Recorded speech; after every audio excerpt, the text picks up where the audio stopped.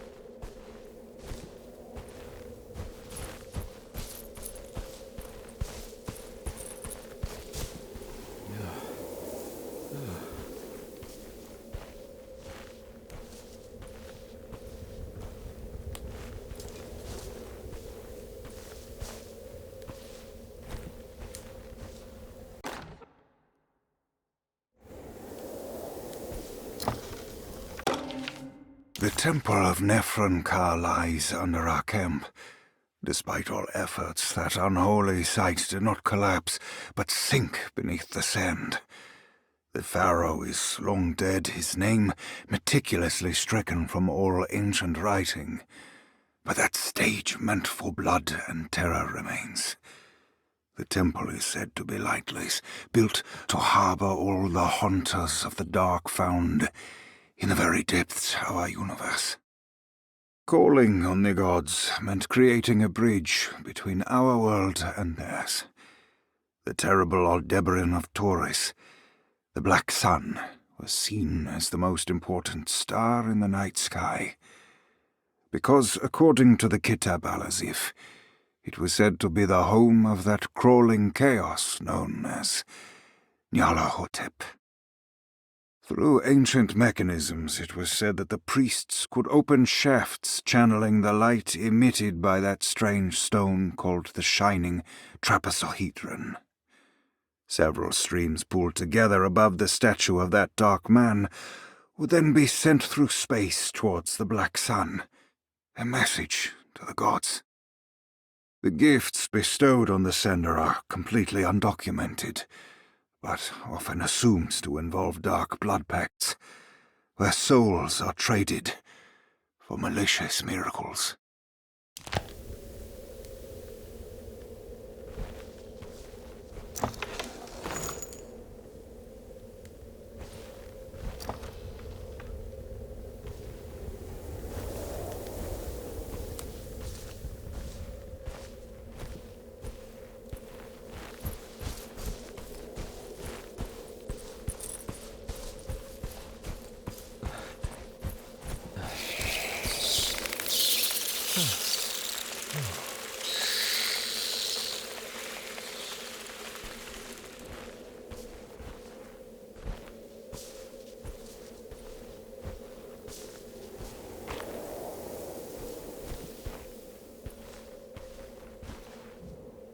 Here we go.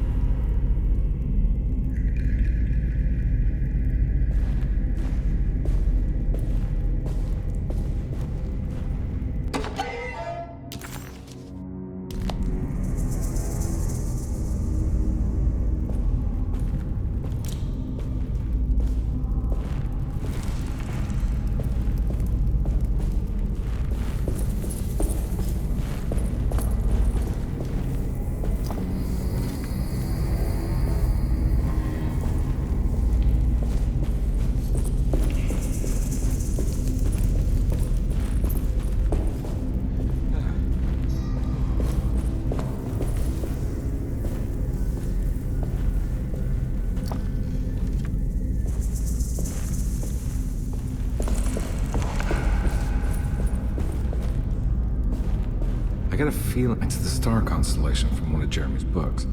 The Taurus. And one star's clearly bigger. Must be important.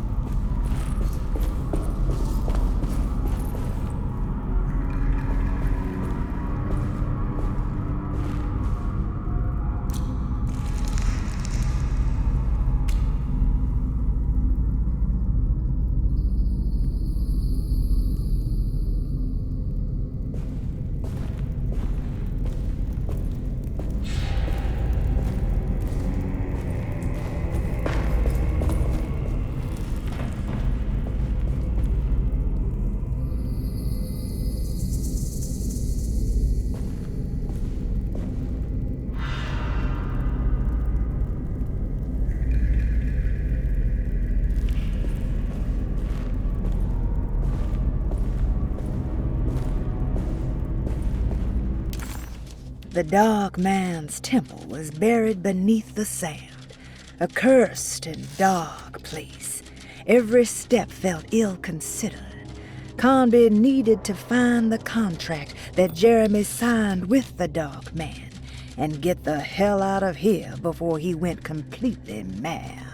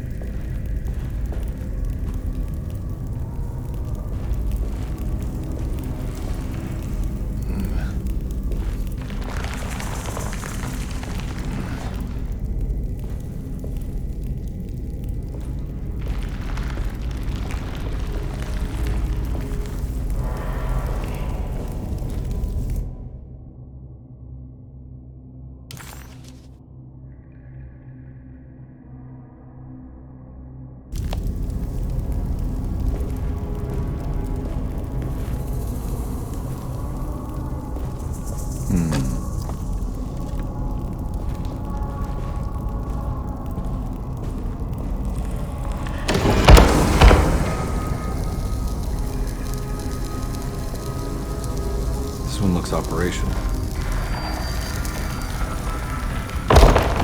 It worked.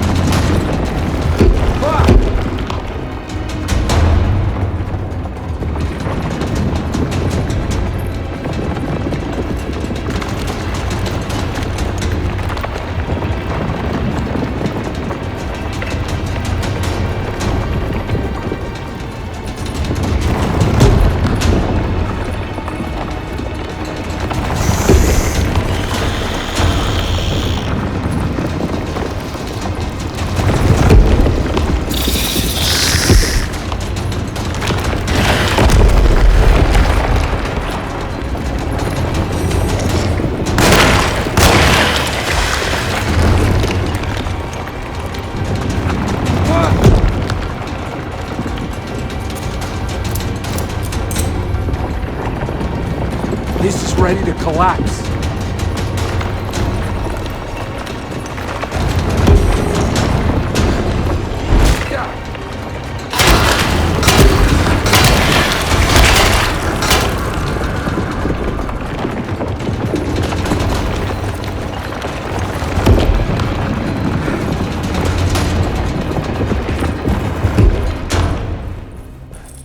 What is going on?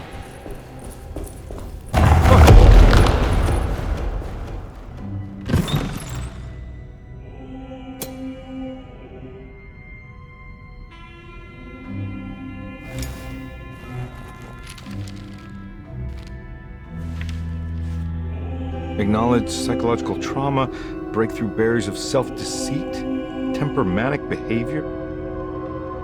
These are the Dark Man's terms. The contract. Huh?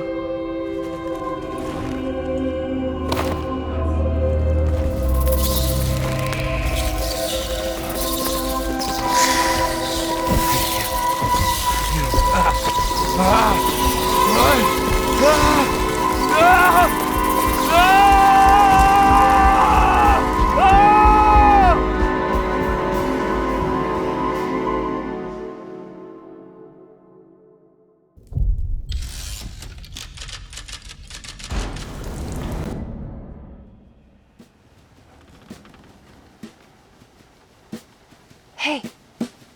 Hey, detective?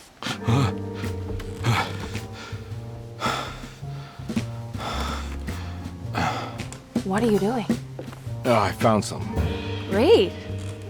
Was it alcohol? God, no, I just got the wind knocked out of me. I think I know how to break the contract with the Dark Man. What exactly does that mean? Everything going back to normal. All right.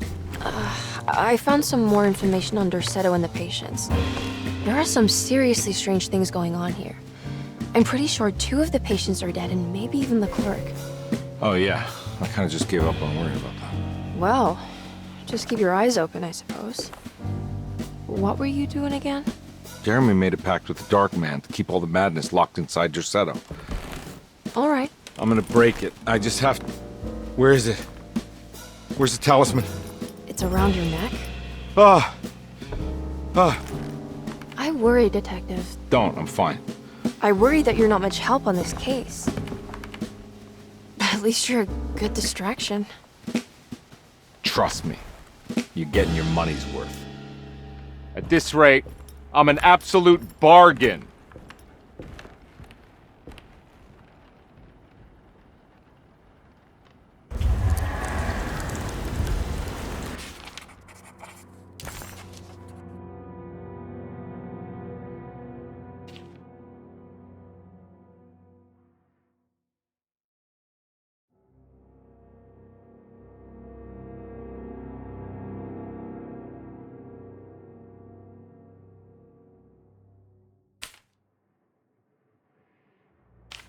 He must first acknowledge psychological trauma in order to proceed. The lying must stop, so we can break through the barriers of self-deceit. Finally, temper manic behavior.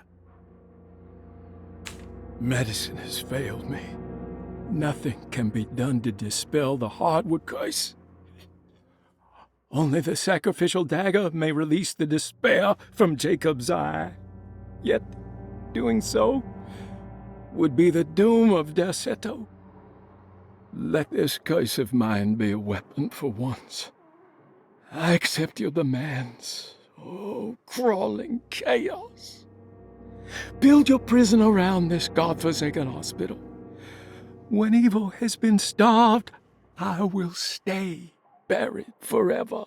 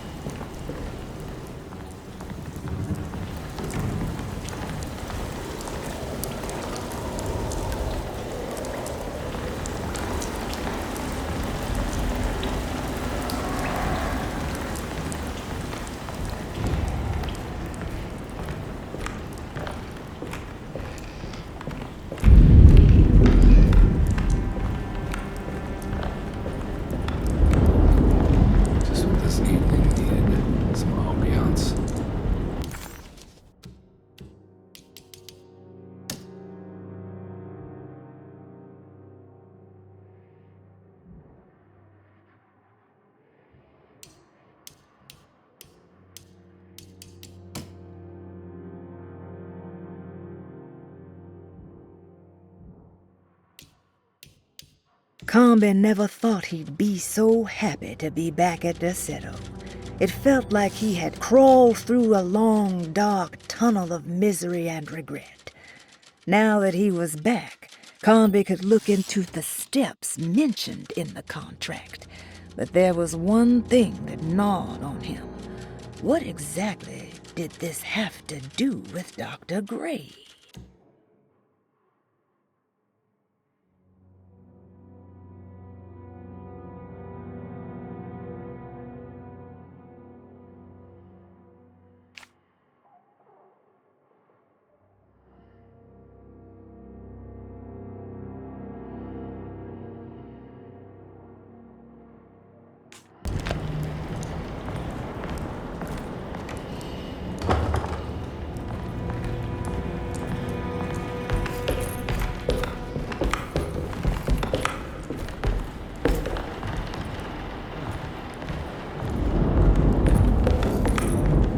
I need the key.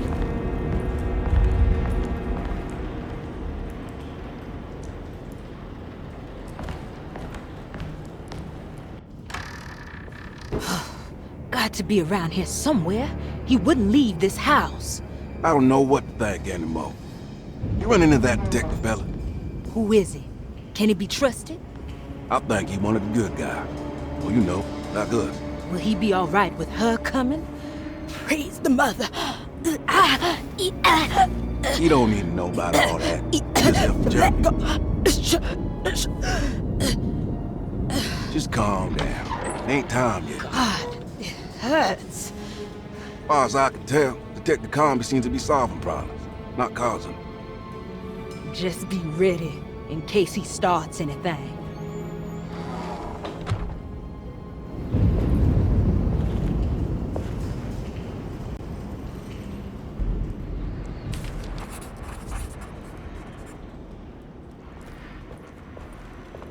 The two orderlies still hadn't found Jeremy. Comby figured this was good news. Emily had reminded him about some strange deaths at Deseto, and Comby wasn't sure who he could trust.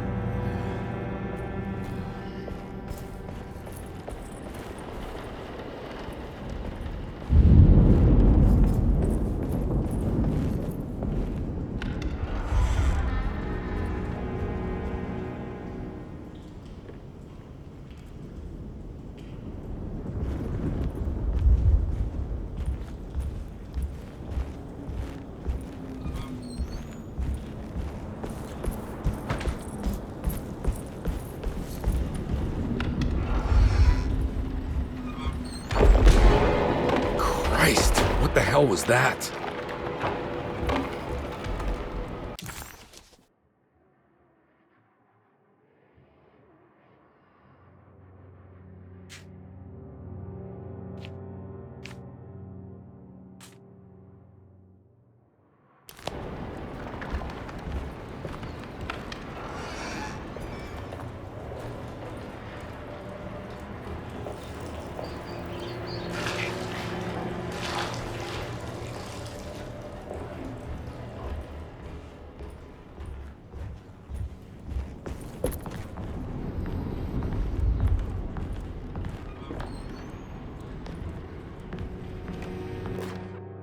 We must have faith that Jeremy's pact with the Dark Man is a bluff. If we are lucky, our visitors will find him and prove it's all nonsense before night falls. What is true is our attempt to call on her. Too many things have happened for this evening to be in vain. Think of Jack and Cassandra, even Perosi, whose circumstances I can't understand. Grace is a goat without horns. She knows it and will play the role. You must talk to your brother, Baptiste. I worry that he will fail us. Mrs. Thompson.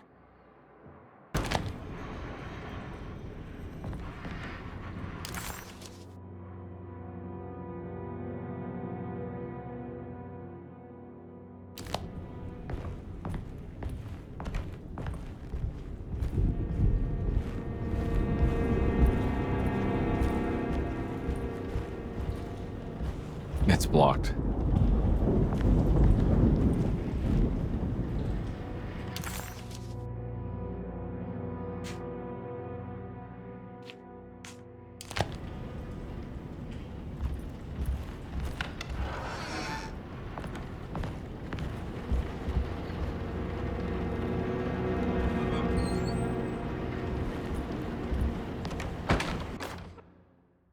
Lunacy and the Astarte Artist Colony, a monograph by Yael Klein. In early 1909, the old Derceto plantation outside of New Orleans was turned into an artist's colony. 3 famous European artists rented the house and the surrounding land from the owner, the Ledoux family. The colony was chiefly run by Sebastian Cortez, who was playfully dubbed the captain by his collaborators, William Arges and Heinrich Kassel. The colony existed for 6 years, until one day all 12 members disappeared without a trace. It is widely believed that their disappearance is connected to the disastrous hurricane that passed through on September 29, 1915, but nothing truly supports this claim. What is known is their frequent participation in New Orleans nightlife, their love for hosting parties, and their elaborate contributions to the Mardi Gras parades as the Pirates of Pontchartrain. Accounts of their lifestyle can be found in almost every gossip column. It can effectively be summed up as carefree and bohemian. In late June 1909, the name Astarte first appeared in the newspapers. Cortez said the name came to him as he was painting. There is never any claim to knowing about the ancient Phoenician fertility goddess with the same name before this time. His fellow colonist Heinrich Kassel did know, because he later produced sculptures that show clear references to ancient idols of the goddess. It's impossible to know for sure how this name suddenly made an appearance, but it is interesting because of Derceto's history. Even the name Derceto is the Greek name of a Syrian fertility goddess. In the case of naming the plantation, Derceto was certainly not an accident. We know that Elijah Pickford intended to build a temple for his cult, for he had distributed pamphlets 2 years prior to the purchase of the land, advertising his intentions. His followers were estimated to be almost 100 men and women, mostly sailors, Maroons, and Cajuns, when the plantation was built. To outsiders, Derceto registered as an ordinary slave plantation, which enabled Pickford and his flock to remain hidden for decades. The official story is that the cult lasted until 1862, when the Union Army came and burned down the plantation and scattered all who lived there.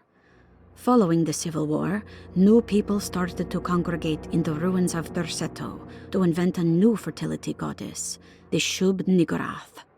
As much as Derceto is a particular name to have heard of, it's not entirely uncommon among the learned. Astarte is equally known and could have been subconsciously chosen by well-read artists. Shub-Niggurath is, on the other hand, very uncommon. Almost impossible that anyone in Louisiana would have heard that name. The name is referenced only in rare books like Unaussprechlichen Kulten and the Necronomicon, and is believed to be a bastardization of Arabic words meaning pertaining to the dark young. The few paragraphs printed on the goddess are so upsetting that no one in their right mind would want to build a religion resting on such qualities.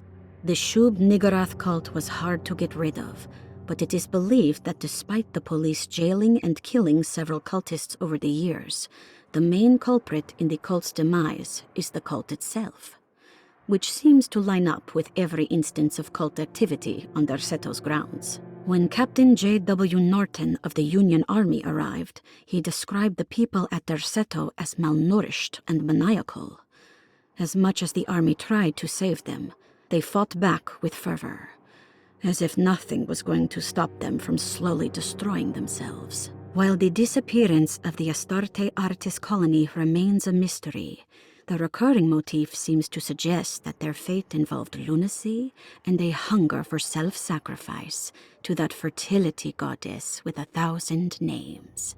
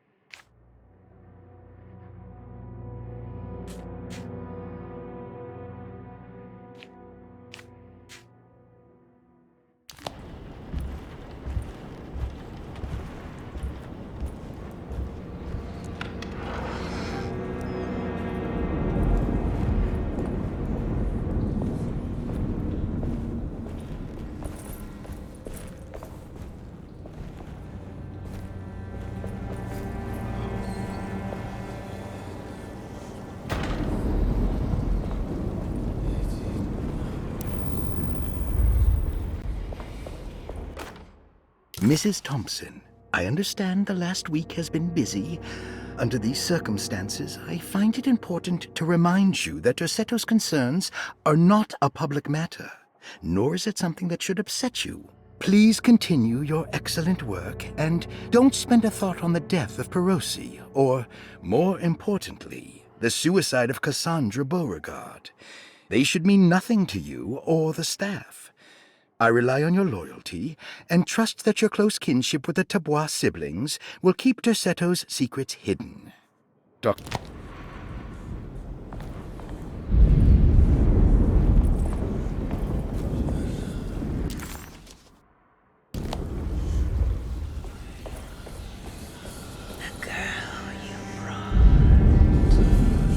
What is that?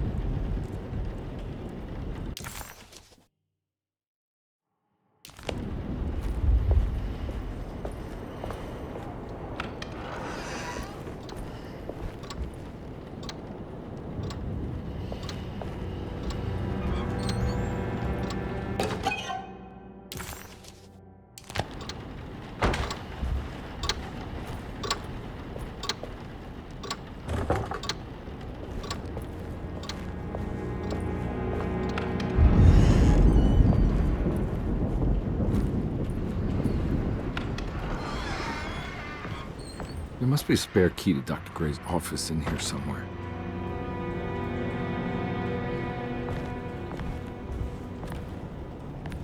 I need the key.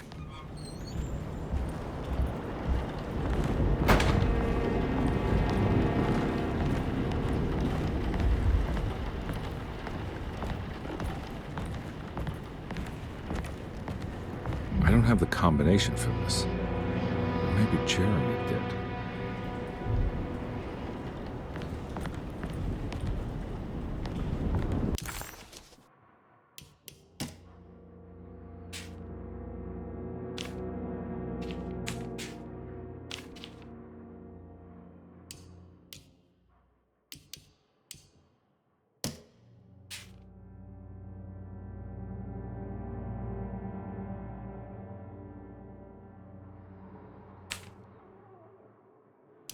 All right, time to get Jeremy out of that contract so we can get the hell out of here. Something tells me I'm gonna have to put my talisman to use.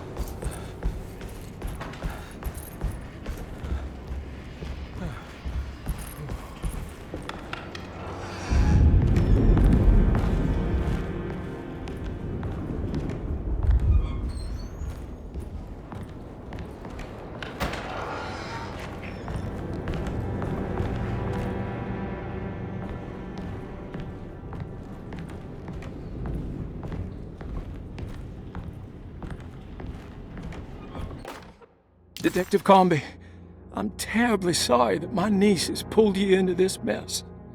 Please, with all my blessings, take her away from this cursed place. I have destroyed that Eater of Worlds and locked it away in the attic and retreated to a place of hiding. Tell Emily I'm safe. Tell her all the lies you can think of to make her listen. Take her back to New Orleans. Sincerely, Jeremy.